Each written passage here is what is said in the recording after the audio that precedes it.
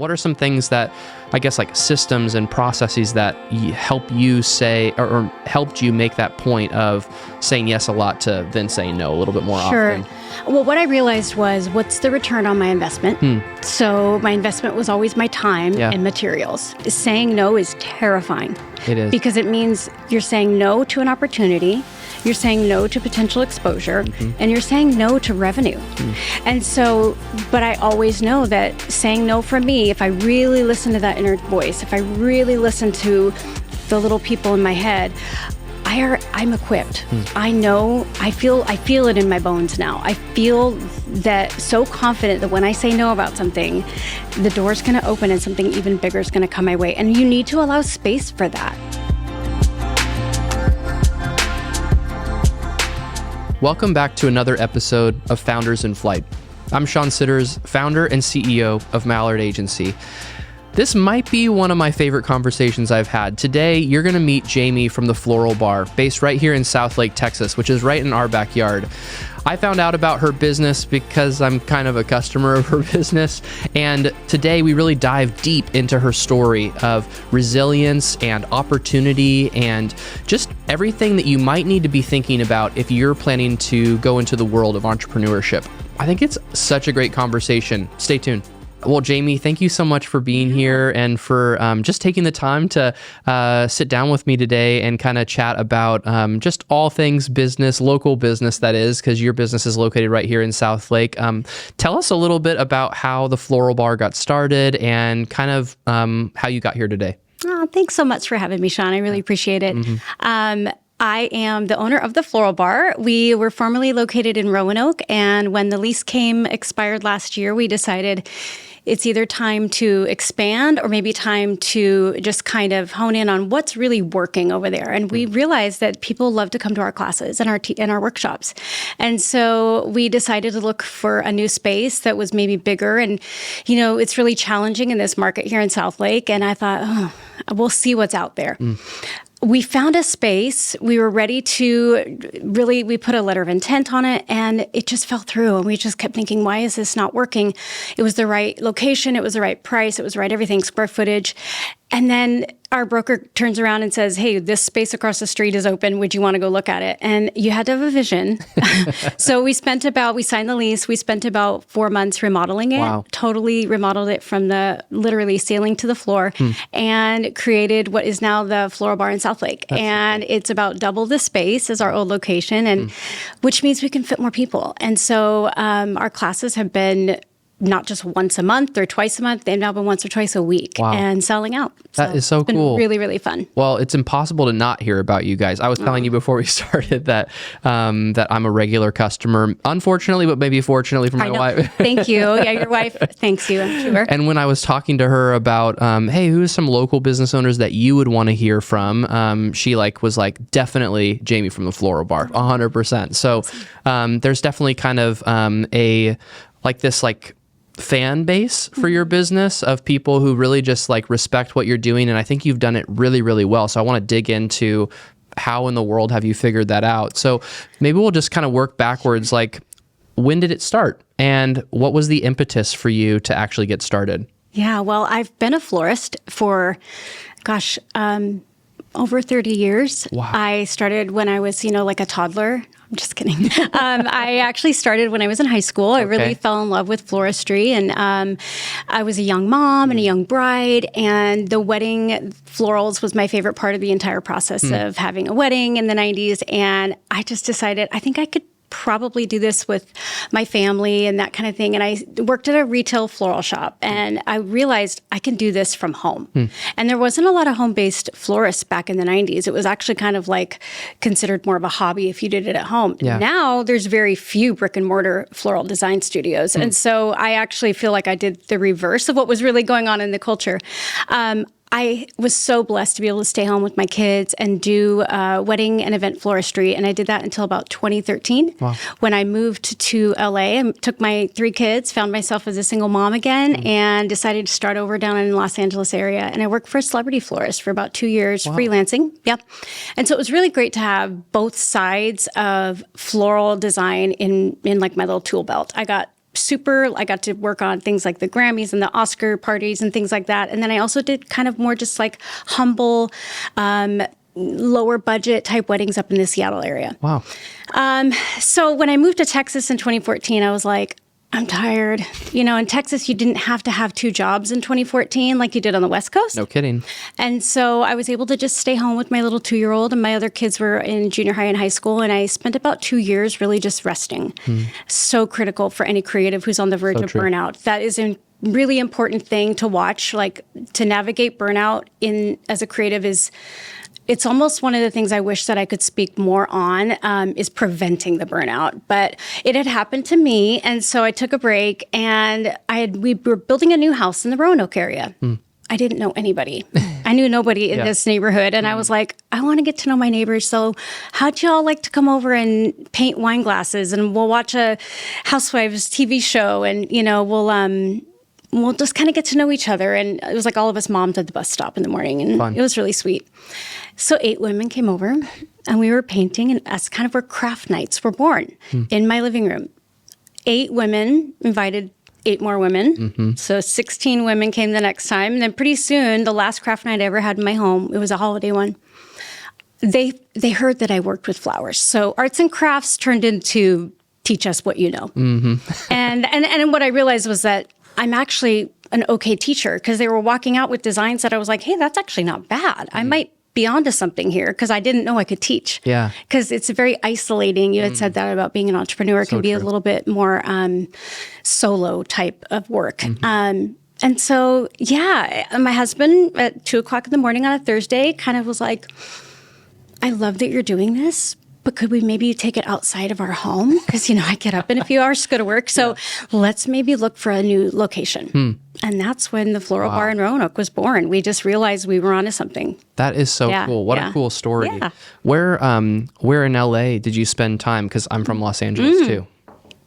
Okay, so we lived in Ventura area. Yeah, love Ventura. Loved it. I wanted to live in Newport Beach. I wanted to live, right down there in the water. And I realized I have a champagne taste and a beer budget. So we kind of found like the poor man's Newport, and I loved sweet little Ventura. It was such a beautiful time in our life. I commuted to downtown LA. Oh, wow. That's a long commute. It is a commute, I did that. I used to go from the east side to Santa Monica, so the opposite. Yeah. And it was pretty bad. I would actually make it worse on myself, because I would drive down the one all the way home, which is about another 45 minutes onto my commute. Just so you could see the water. I just need to see the water and the dolphins in the sunset. It was just the most magical, beautiful time.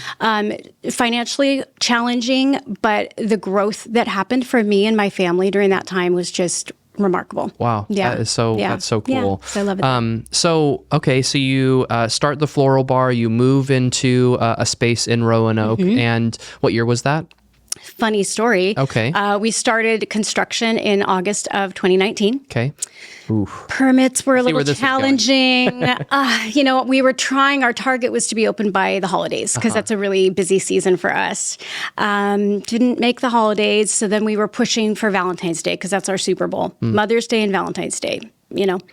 At the time, I was still doing weddings and events and retail and classes. I really just was going to throw it all out there and see what stuck to the wall and just go, that's where we're going to focus on.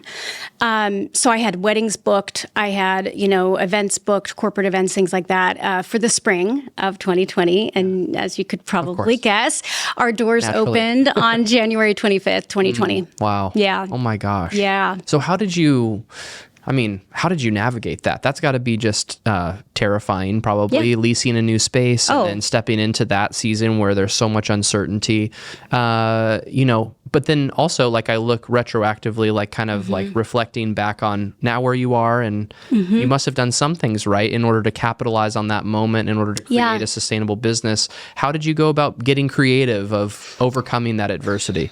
I was surrounded by amazing people. My husband is my number one fan. I am his number one fan. And he went before me as an entrepreneur and had already opened a business a few years earlier. And I just really leaned on him. However, we were our own guarantors for that space. Wow. And that means personally, we had a lot financially on the line. Not to mention, we weren't even in debt doing the build out and those kind of things. I mean, it was all of our life savings, things like that. He really just invested in me. Wow. I should say we invested in me, but it was really him. And I just felt immense pressure. And so I had an amazing business Strengths. Are you familiar with Strength Finders? Of course. Yes. So I had an amazing woman that was coaching me at the time, who I remember I got on the phone and I went, I'm really terrified. Because I started having this really large church in Dallas. We had a spring event and all the flowers came in and the event was closed and they canceled it. But my wholesaler said, you are on the line and you pay for these flowers. And we're talking several thousands of dollars. Yeah. And that was just one of many different events in March. And she said, okay, well, you have an opportunity. You can pivot. This is what she challenged me to really focus on the good of what is a very scary situation that nobody had any idea what we were up against at the time. I mean, I remember looking, it seems like it was yesterday, right, Sean?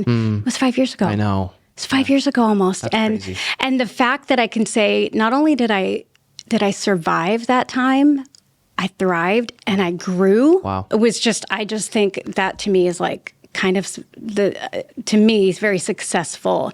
Even if I financially maybe am not where I want to be or where I thought I'd be, the fact that personally I endured all that and rose to the occasion and kept people employed. In fact, hired and grew my team and then really started to feel like I'm actually going to start to really be picky about the things that I do instead of. Which honestly, that was me protecting myself from burnout. Because if I would have taken everything, as you get scared, I wasn't going to be fear-based in my decision making. Right. And I was like, no, I'm really just going to trust that things are going to work out the way that I have been told that they're going to work out because I trust the people that are talking to me about this. And she said, hey, you have these flowers. Why don't you do something really good for the community? Because that's my heart. And so we took these flowers and we wrapped them up in little bundles and we found a nurse and we said, we posted on our social media, hey, we've got all these flowers. We want to just give them to all the healthcare workers. Wow. And that really started kind of people noticing who we were because we were just like, no, our heart is for the community and they're going to go in the dumpster. So let's just spread joy and love in the form of flowers. Wow.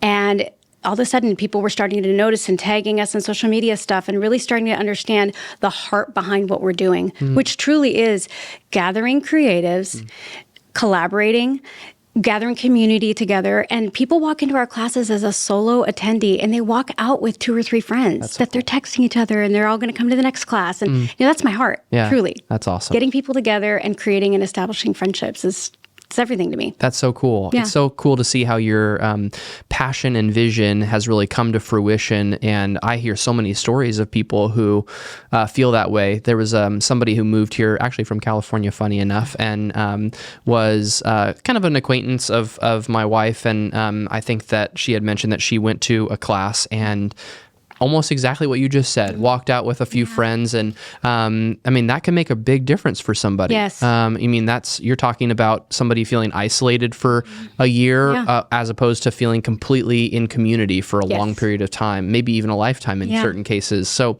you mentioned something really interesting to me early on. And when you were telling your story that you kind of almost would like to dive into how to prevent burnout. Yes. And it sounds like you burnt out and you would like to try to avoid that in the future and also potentially educate others on how they might avoid that, maybe keeping it specific to entrepreneurs.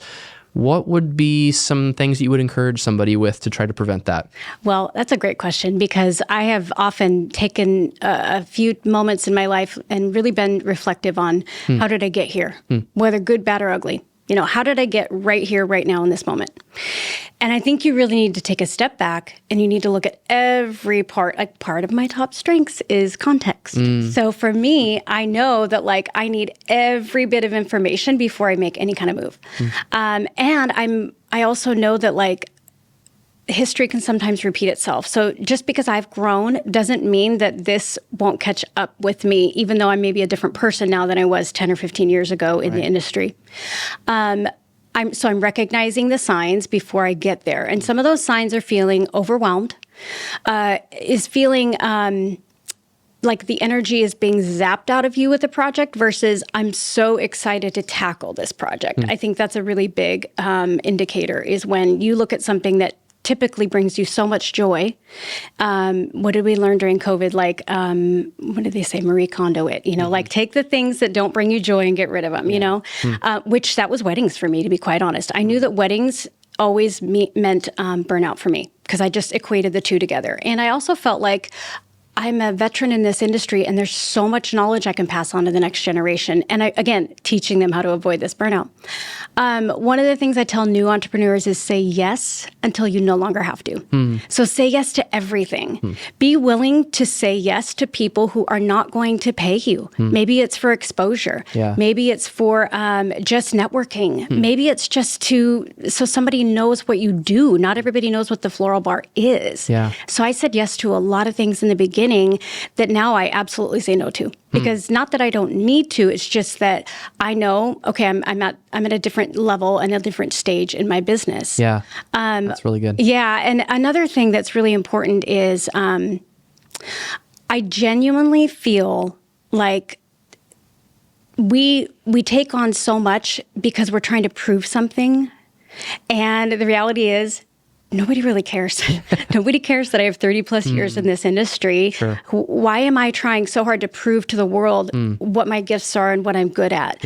I know what my gifts are and I know what I'm good at. And I already know I've checked so many boxes off, like the resume of things I've wanted to accomplish, to the point where I have a friend in the industry that said, you've worked at the Metropolitan Opera in New York City and you had an installation there for years and you never told anyone. And I was like, well, I guess I should maybe put that on my website, or maybe I should document that, or maybe we should put it on our socials. She's just like, what are you doing? You have so much that you can share with the world. And I thought, but I'm not trying to prove it to the world what I can do. I think what you do should be able to speak for itself.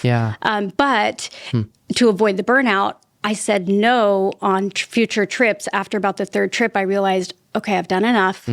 Now I have to tend to the things at home and not be so ambitious in that aspect of what I was doing at that time, because it was starting to get there. Like the indicators were all leading to that direction. That's really good. I feel like almost one of the common threads that I see in a lot of successful entrepreneurs is people who say yes early a lot, but they have like a hard pivot point, not necessarily like an immediate, but a relatively like self-aware point where they start saying no more.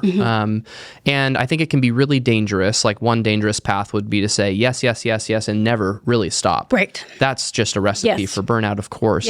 Not to mention the fact that you're probably not leaning into your core skill set, your core value from a product standpoint or whatever. But then the other alternative would be that you kind of come out of the gates a little slow, that you kind of are, one might put it, too big for your britches too early, and say, wait a second, like I'm not going to take that on, even though you're 3 months into the business and you have no revenue. And I think that can be dangerous too. Of course, that will, and lack of revenue will stifle your company if you didn't know that. And so this like really fine balance of saying yes early, but then having like a really clear moment where you transition to some more no's. I think one thing that can be really helpful in that regard is surrounding yourself with really wise people who are looking at things from like a third-party perspective. So it sounds like your spouse is very similar to mine in that probably get a lot of feedback and, like I'm noticing this, and maybe you should consider this, or maybe we should double down and invest in that one thing that you're not even thinking about.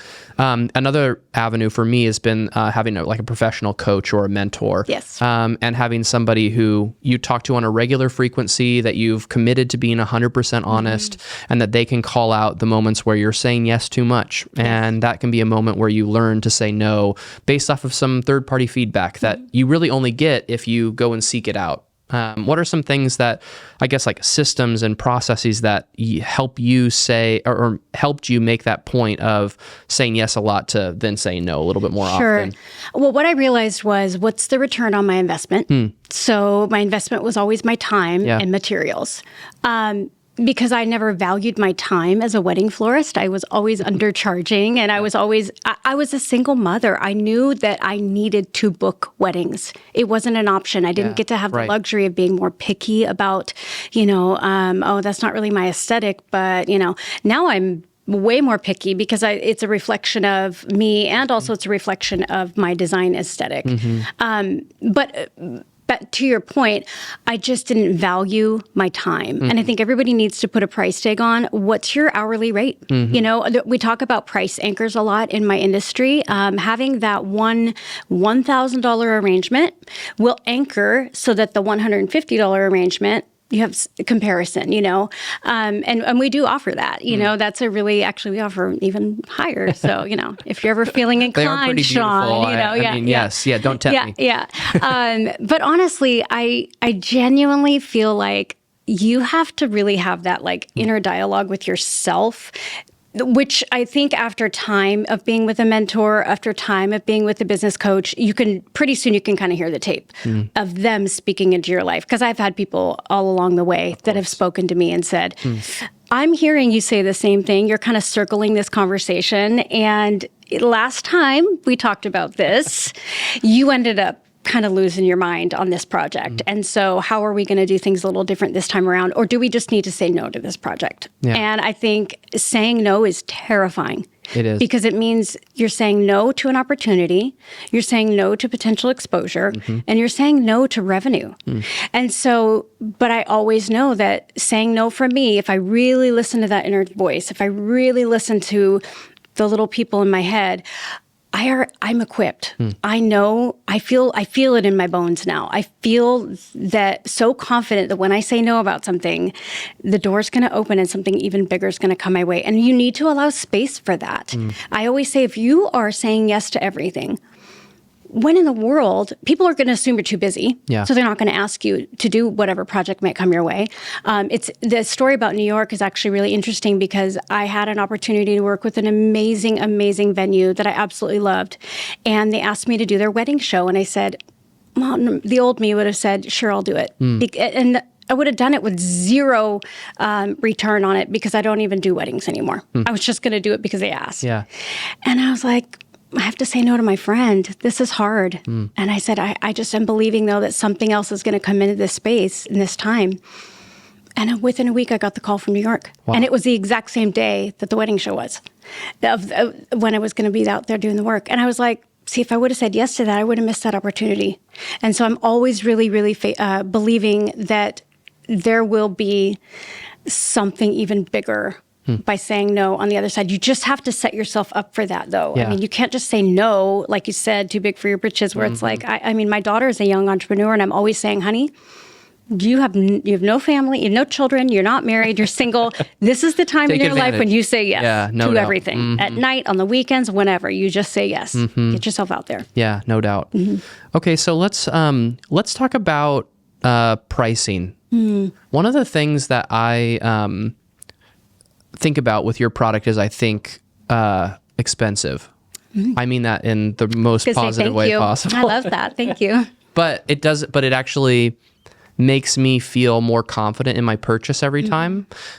By the way, I'm sure that everybody else feels the exact same way, and I know that just because your business is growing. And my curiosity, though, is I talk to a lot of entrepreneurs, specifically in like the creative space, who are trying to open an agency like Mallard, or or something adjacent to that. Sure. And one of the questions I get most frequently is, how in the world did you get to the place to where you could actually charge $200 an hour for your time, $300 an hour for your time? Or a product that's $1,000 for an arrangement, or much more than that. What was that journey like for you? And how did you actually get to the place to where you were so confident to be able to put your foot forward and say, this is what this is worth, and there is a market for it, and trust that process? Yeah. So to answer your question, Sean, honestly, I listen to so many podcasts. I really do. I call myself a podcast junkie. Me too. I mean, that's the new way of kind of that virtual free mentorship. Honestly, I listen to so many podcasts, not just in the creative space, but in the entrepreneurial space. What are your favorites? I have, oh boy, where do I start? I have a lady that is from Australia that really got me started. It's called, her name is Little Bird Bloom, and she has a for florists. It's called like #4florists. And it's great because she calls herself a fancy pants ad exec turned retail shop floral owner. Wow. And I really was like, oh, I want to listen to what she has to say. And a lot of the things that I grew from was from her planting those little seeds and listening and going, you know what, she's right. I have this little voice. She's one of them, having this little voice. And she offered like virtual coaching. And so like I got into that. Cool. And then through her, I met other people. And I have a really dear friend. Her name is Amy Balster. She's a floral coach. Literally, her business is The Floral Coach. And she has been so good about coaching, not just me as a friend, but as a business owner and others in our industry as well. The biggest challenge that any florist is up against is undercharging. I think that there is every time that I feel like, okay, we all got to get on the same page. We all stop undercutting each other, stop working for nothing, stop. It's different than the say yes. That's not what I'm talking about. I'm talking about people who are offering very similar product. Now, I will say, I don't think anybody offers something super similar, but I might be a little biased. But so that's what I wanted to bring, was something that nobody else is doing. Sure. Because once you offer something that's so unique and it's not out there everywhere, locally, so you don't have to pay for a Dallas delivery fee or anything like that. We have a recipe, so we know what our profit margins are going to be in labor and cost of goods and all that. But for me, I have so much value in the vessel that it's in. I put a lot of value into that, so that is a part of the recipe. My designers are paid pretty well, and I say that because you are trusting this person with, pretty much my investment, right. And so I want to make sure, but also that they have the freedom to work. I mean, ask any creative who works in something tactile, whether it's a chef or whether it's a barista or whether it's, because we're all artists. Yeah. Ask them if they'd rather work with really dull kitchen knives or like the best kitchen knife on the planet, right? With the most beautiful handle, and like everything about it is so inspiring to cook. And you have the best, most freshest ingredients farm to table versus, prepackaged and, processed and all that. They're going to always go for the best product, right? And so I always wanted to give my designers a cooler stocked with the most premium, beautiful stuff, and some things they've never even had a chance to work with. I'm willing to take the profits down so that my designers are more inspired and they can make something even more beautiful than last time they made something for your wife. Wow. Yeah. That's so cool. Yeah. Well, I can't get this out of my head, so I'm going to say it. But the only part I don't like about your product is the vessels that you're talking about, because my cabinet is stuffed full of them. We she will doesn't buy want them to back throw any from of them you. out. I know, honestly. So that's kind of actually, let me back up to my Seattle roots here. I know I am a no waste facility. And so every single stem has a name beyond its fresh life. And so whenever I teach classes, I try and teach with a few elements that I know will dry out and that they can take, or they're already dried. That's cool. And that they will take them and then repurpose them in another vessel or one that they already have, and then give it kind of a secondary life. I think that's really important, to take really good care of our environment, to take really good care of our bodies. So I try and use things that are not super toxic, or that I want to use things that are biodegradable. I want to use things that we can reuse time and time and time again. So tell your wife to bring the containers back. Oh, I will gladly. And we will buy them back from her, or we can always fill them with the dried arrangement, or we can get her, tell her to come to more classes, and then she can just make her own arrangements in her beautiful vessel. That's a good retention strategy. Yeah, it's a good business model. Yeah. That's awesome. Yeah. What is something, I like to ask this because I think that with somebody who's experienced all that you've experienced, both through your own journey and then also your spouse being an entrepreneur, you're just surrounded by risk tolerance and ideas, and seeing those ideas come to fruition. Sometimes they fail. Yeah. For somebody who wants to become an entrepreneur, but then they have that desire in them, but maybe their circumstances are driven by stability, or they just don't necessarily have the idea quite yet, or there's something standing in their way. What would be something that you would recommend to them for them to consider as they think about entrepreneurship as a potential path? Well, I always say it needs to be your side hustle for a while, because you really need to have that financial stability, because what we don't understand as a society is going into massive debt and going into, I'm going to quit my day job and I'm just going to go all in on this thing I really don't know a ton about, but I'm going to grow in this craft because it's a new side hustle. Yep. that gives you anxiety. That gives you so much anxiety. It does. I don't know if you can actually do what you're called to do when you're under this like veil of anxiety. Yeah. So I always challenge people like, there's a time and there's a place. I had to wait for my son to go to kindergarten before I could, okay, now's the time for me to start to look at this retail like I'm wanting to look at it. Because I wasn't willing to, put him in daycare at a young age and then go chase after my dreams. So it's patience, waiting for the right moment, Good. Making sure that you have a spouse or making sure that you have your own self that has saved, have a nice little savings account. Like I said, we put all of our savings into he bet on me, and he is definitely a risk taker. And I would say 9 out of 10 times his risks are always very, very profitable for him. And every now and then they're not, but it's a really good learning moment. What went wrong there? What could we have done different? As the context girl, I'm like, okay, wait, let's take a step back and look and see, could we have seen this coming? Or, well, okay, COVID, we couldn't have seen that coming. So giving yourself some grace and some room to make those failures is really important as well. But truly, I tell everybody, I say, you got to have either a savings account, you've got to have a really good business plan. You're not going to make any money in the first few years, so make sure you keep your day job until you can officially retire and then take your side hustle and make it a full-time hustle. I almost went backwards because we did a build out last year when I was finally starting to be very profitable and say, okay, I'm ready. Next chapter is going to look like this. But I knew if I didn't take that financial risk to double our space, how am I ever going to grow? Yeah. So I needed to take that risk, and it's paid off. And I know long term it's going to be even more profitable. And again, that's the thing. It's never really about the money for me. Yeah. It's always about the heart of what we do. It's really about, it's like my husband, one time I got a lady who sent me a DM and sent me a picture of her Thanksgiving table and said, I made this. I just wanted you to know I was able to do this, and thank you so much for teaching the class and everything. And I looked at my husband and I said, this is why I do it. This is why I do it. Yeah.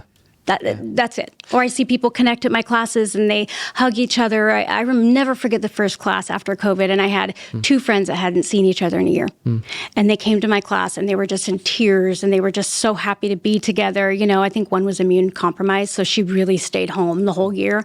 And, and I just watched that and I was like, this is why I do what I do for that moment. That's so good. Yeah.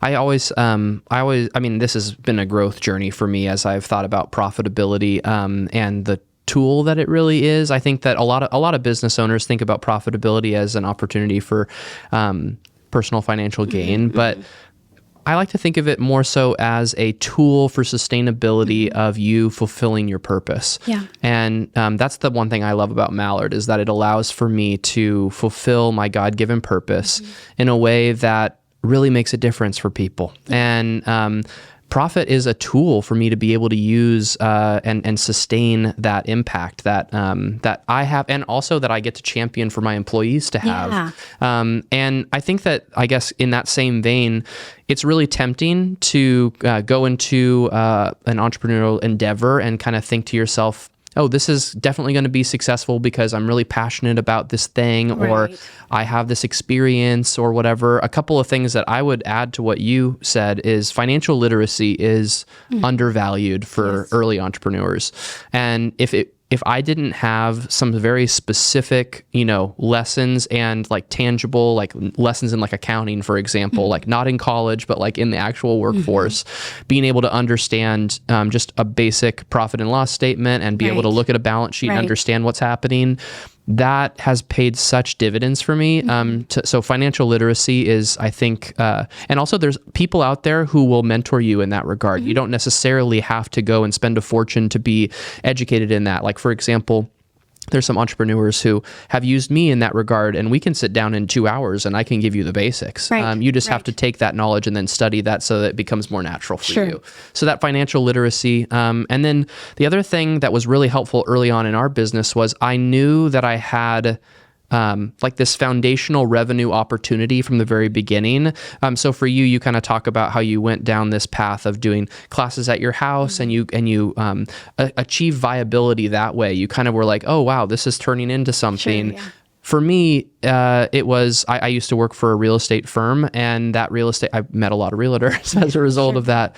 A lot of people don't know this, but the way that I started this company was I served a lot of them all at once, and they all saw me as the expert at that one specific thing. Without my job at that previous real estate firm and having that translate into real revenue for my new firm that I started myself, I wouldn't be in business today. Wow. And what it comes down to, well, one, I think it's the Lord really providing for us, but then also I think that it's an opportunity for or it's really just the thing that catapulted us to viability. And once I achieve viability, then I could actually start to achieve what my actual mission and purpose was. Right. But a lot of people get into it and they are like, I hope it works. Yeah. I think that hope is good. Yeah. And, a proven system and like a proven plan for revenue generation is really important. Yeah. So, Well, I think you also need to identify what is your why. yeah. What is your why? If you are trying, I always tell everybody this that comes to my shop and they want a job, I say, you are not going to build your custom dream home on this income. I'm just telling you right now. And I think that's the thing is like people have to have a realistic expectation of, hey, go on the internet, join a florist Facebook group and say, what is everybody making? Yeah. Bottom line, are you making any money in this industry? And if everyone, common answer is no, and you're doing it to make a lot of money, maybe this isn't the industry for you. Sure. And I think that's another eye-opening thing. When my husband says things like spreadsheets, when he says things like QuickBooks, the hairs on the back of my neck stand up. But if he doesn't challenge me to just like kind of go into the spaces that I absolutely dread and have those moments of, actually, my books aren't nearly like what I thought they would be. I'm kind of that girl that's like, I'm a creative. I don't want to talk about numbers. I would give it all away. And he always says, well, we have to charge something if you want to keep going, and growing. And so it's good to have your counterbalance, I'd say, too, somewhere in your life. Yeah. But I for sure was like, QuickBooks is a naughty word. I don't like that. I think that's the story of so many creative entrepreneurs. Yes. I mean, I talked to dozens of people who are like, what is accounting software? Yeah. I have no clue. Do I really need to send invoices, or could I just like email them and ask for them for a Zelle? It's just like, yes. So I think your story is shared by a lot of people. I guess just to conclude, I want to say that we didn't really know that each other that well before we started this conversation. And it's so fun to be able to see somebody who kind of stuck with one thing for a really long time, went through the peaks and valleys of entrepreneurship. And I want you to know that what you're doing right now has made a meaningful impact in my family's life. And I know so many others too. Thank you. Sean. On the days where my wife's having a really hard day, I send her something from your shop, and when she's having a really great day, I do the same thing. You're a good husband. Well, I just have learned my lessons. So I appreciate you taking the time, and all my best to you as you continue growing this thing that has a lot of purpose to it. Thank you so much, Sean. It was such an honor to be here today. Cool. Thank you.